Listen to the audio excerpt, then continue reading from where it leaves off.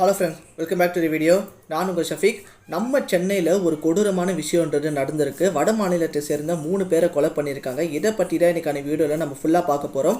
அதுக்கு முன்னாடி நம்ம சேனலை சப்ஸ்கிரைப் பண்ணாமல் பார்க்குறவங்க மறக்காமல் சப்ஸ்கிரைப் பண்ணிடுங்க. இப்போ வாங்க வீடியோக்குள்ளே போகலாம். ஃபஸ்ட்டு யார் அந்த 3 பேர்னு பார்த்துடலாம். கௌரவ் குமார், அவருக்கு 24 வயசுன்றது ஆகுது. அவருடைய ஒய்ஃபு முனிதா குமாரி, இவங்களுக்கு 2 வயசில் குழந்தை இருக்குது. இவங்க பீகாரை சேர்ந்தவங்க. பீகார்லேருந்து சென்னைக்கு வேலை தேடி வராங்க. ஸோ ஃபஸ்ட்டு அடையாரில் போய் வேலை இருக்கான்னு கேட்குறாங்க. ஸோ அங்கே அவங்களுக்கு வேலைன்றது கிடைக்கல. அதனால் கௌரவ் தரமணியில் இருக்கிற பாலிடெக்னிக் காலேஜில் போய் கேட்டு பார்க்குறாரு. அங்கே அவருக்கு செக்யூரிட்டி ஜாப்ன்றது கொடுக்குறாங்க. ஸோ அதனால் கௌரவும் அவரோட ஃபேமிலி அதே இடத்துல வீடு எடுத்து தங்கியிருக்காங்க. ஸோ ஜனவரி 26 அடையாரில் இருக்கிற இந்திரா நகர் பகுதியில் ஒரு சாக்கு மூட்டை தனியாக கடந்திருக்கு. ஸோ அந்த வழியாக போன மக்கள் அந்த சாக்கு மூட்டையை பார்த்து பயங்கரமாக ஷாக்குன்றது ஆயிட்டாங்க. ஏன்னா அந்த சாக்கு மூட்டையிலேருந்து ரத்தம் வந்ததை மக்கள் பார்த்துருக்காங்க. ஸோ அதனால உடனே போலீஸ்க்கு கால் பண்ணியிருக்காங்க. ஸோ போலீஸ் உடனே அந்த ஸ்பாட்டுக்கு போயிட்டு அந்த சாக்கு மூட்டையை ஓப்பன் பண்ணி பார்த்துருக்காங்க. அதில் கௌரவுடைய உடல் இருக்கிறத போலீஸ் பார்த்துருக்காங்க. ஸோ அதுவும் அந்த உடல் எப்படி இருக்குன்னா, தலையில் வெட்டியிருக்காங்க, முகத்துலேயும் நிறைய இடத்துல வெட்டி சாக்கு மூட்டையில் அவரோட உடலை போட்டிருக்காங்க. அதுக்கப்புறமா அவரோட உடலை ராயப்பேட்டையில் இருக்கிற அரசு மருத்துவமனைக்கு பிரேத பரிசோதனைக்கு அனுப்பிட்டாங்க. ஸோ போலீஸ் உடனே இந்த கேஸை விசாரிக்க ஸ்டார்ட் பண்ணிட்டாங்க. ஸோ ஃபஸ்ட்டு அவங்க அங்கே இருக்கிற சிசிடிவி கேமராஸ்லாம் செக் பண்ணி பார்க்கும்போது யாரும் 2 பேர் பைக்கில் இந்த மூட்டையை அங்கே போட்டு போயிருக்காங்க. ஸோ அந்த பைக்குடைய நம்பர் பிளேட்டை வச்சு யார் அந்த 2 பேர்னு போலீஸ் ட்ரேஸ்ன்றது பண்ணிட்டு இருக்காங்க. இந்த டைமில் கௌரவுடைய அந்த உடல் பிரேத பரிசோதனை பண்ணிட்டு இருக்கும்போது அவரோட பேண்ட்லேருந்து பர்ஸுன்றது எடுத்து போலீஸுக்கு கொடுத்துருக்காங்க. ஸோ அந்த பர்ஸை போலீஸ் செக் பண்ணி பார்க்கும்போது ஒரு சில கான்டாக்ட் டீட்டெயில்ஸ் அவங்களுக்கு கிடச்சிருக்கு. ஸோ அது யாருதுன்னா, அடையாரில் இருக்கிற ஒரு ப்ரைவேட் செக்யூரிட்டி ஆஃபீஸுடைய நம்பர். போலீஸ் அங்கே போய் விசாரிக்கிறாங்க. அங்கே போய் விசாரித்தோடனே போலீஸுக்கு ஒரு சில க்ளூஸ்ன்றது கிடைக்கிது. இந்த ஒரு கொலை தமிழ்நாட்டில் இருந்து சேர்ந்த யாருமே பண்ணலை, வட மாநிலத்தை சேர்ந்தவங்க தான் பண்ணியிருக்காங்க அப்படின்னு ஒரு 5 பேரை சந்தேகப்பட்டு போலீஸு விசாரிக்கிறாங்க. அந்த 5 பேர் யாருன்னா, நரேந்திரகுமார், ரவீந்திரநாத் தாகூர், விகாஸ், சிக்கந்தர், இன்னொருத்தர். இவரை 5 பேரை போலீஸ் விசாரிக்கிறாங்க.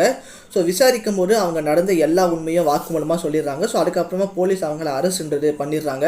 ஸோ இந்த ஒரு 5 பேரில் ஒருத்தர் கௌரவுடைய க்ளோஸ் ஃப்ரெண்டாக. அவங்க என்ன சொன்னாங்கன்னா, ஜனவரி 25 சண்டே அன்னைக்கு வழக்கம் போல் கௌரவ் வேலைக்கு கிளம்பி போயிட்டார். அவரோட ஒய்ஃப் அந்த குழந்தை வீட்டில் தனியாக இருக்கும்போது ஒருத்தர் இல்லை, ஒரு கும்பலே அவங்க ஒய்ஃப் கிட்ட தப்பாக நடந்துக்க முயற்சி பண்ணியிருக்காங்க. அவங்க ஒய்ஃப் உடனே கட்ட ஆரம்பிச்சிட்டாங்க. ஸோ அவங்களுடைய குரல் கேட்டு கௌரவ் வீட்டுக்கு உடனே ஓடி தடுக்கிறாரு. ஸோ தடுக்கும்போது அந்த கும்பல் கௌரவை அடிச்சே கொண்டுடுறாங்க.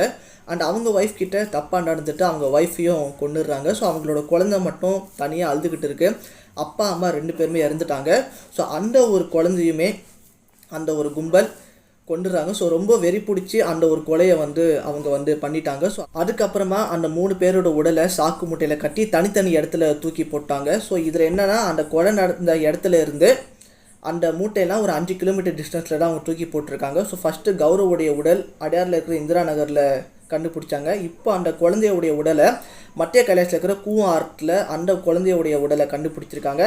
அண்ட் அவங்களுடைய ஒய்ஃபுடைய உடலை கெனால் ரோடு கூவம் முகட்டுவாரமில் போலீஸ் இப்போ தேடிட்டு இருக்காங்க. ஏன்னா அவங்க விசாரிக்கும் போது அவங்க எல்லா உண்மையும் சொல்லிட்டாங்க. ஸோ அந்த லொக்கேஷனில் தான் அங்கே தூக்கி போட்டா அப்படின்னு சொல்லிட்டு சொன்னதால் போலீஸ் இப்போது அங்கேயும் தேடிட்டு இருக்காங்க. ஸோ இப்போது இன்னும் நிறைய 9 பேரை போலீஸ் சந்தேகப்பட்டு விசாரிச்சுட்டு இருக்காங்க. ஏன்னா போனது ஒரு கும்பலாக போயிருக்காங்க. ஸோ அந்த 5 பேர் கைது ஆனது அது அப்படி தனியாக இருக்கட்டும், இன்னும் ஒரு 9 பேரை போலீஸ் விசாரிச்சுட்டு இருக்காங்க அப்படின்னு சொல்லிட்டு இப்போ கிடைச்ச டீட்டெயில் வரைக்கும் சொல்லியிருக்காங்க. ஸோ இதில் இந்த நியூஸ் இப்போ பயங்கர ரொம்ப வைரலாக போயிட்டுருக்குங்க. ஸோ பீகாரில் இருக்கிற சிஎம்மாக இருக்கட்டும், நிறைய பேர் இதை பற்றி பேச ஸ்டார்ட் பண்ணிட்டாங்க. பாருங்கள், தமிழ்நாட்டில் நம்ம நாட்டிலேருந்து போன இவங்களுக்கெல்லாம் இந்த ஒரு கொடுமைன்றது நடந்திருக்கு. ஏற்கனவே தமிழ்நாட்டில் வட மாநிலத்தில் வந்தவங்களுக்கு பாதுகாப்பு இல்லை அப்படின்னு ஒன்று சொல்லிகிட்டு இருக்காங்க. இப்போ இந்த ஒரு நியூஸ் வேறு நடந்திருக்கு. ஸோ பார்க்கலாம் இதுக்கப்புறமா போலீஸ் என்ன சொல்கிறாங்க இந்த ஒரு கேஸை பற்றி அப்படின்னு சொல்லிட்டு. அதுவும் நான் உங்களுக்கு எக்ஸ்பிளைன் பண்ணுறேன். ஸோ நீங்கள் இந்த கேஸை பற்றி என்ன நினைக்கிறீங்க அப்படின்னு கீழே கமெண்ட்டில் சொல்லுங்கள்.